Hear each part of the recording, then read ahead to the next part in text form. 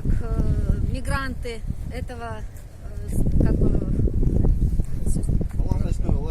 палаточного лагеря. Просим вас,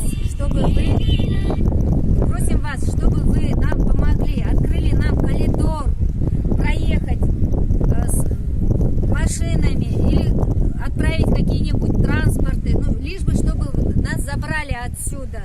Знаете, у нас такие положения, есть дети, есть молодые люди беременные, которые, есть больные даже. Вот вчера с аппендицитом чуть одного не забрали. Ну, пожалуйста, помогите, будьте людьми какими-то, понимаете?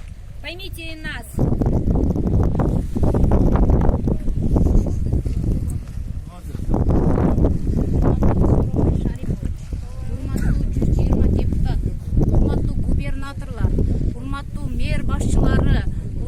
Облас башчылары, айыл башчылары, мынау жерде бүгүн 2020 жылдын 26 июнь күнү Оренбург шаарында Советский деген жеринде 1000 адамга чукулуп, бүгүн 1117 деп атышат. Жалпы эсеп боюнча халктын абалын айта турган болсом, түнү үшүп атабыз биз аябай.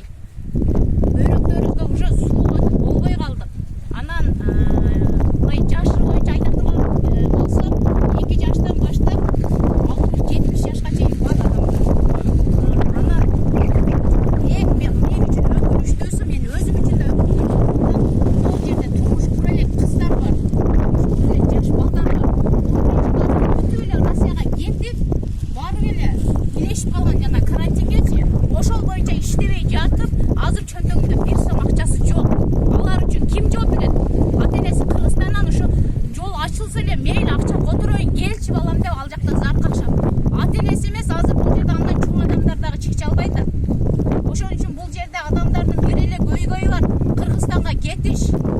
Анан дагы бир нерсе, мен ушул нерсеге капамын. Мына жаш балдар, жаңы эле бүткөн жаш балдар, кыздар деп атам, ошону менен бирге эле жаш чубайлар эми эле турмуш курган, көжүрөшүпчү.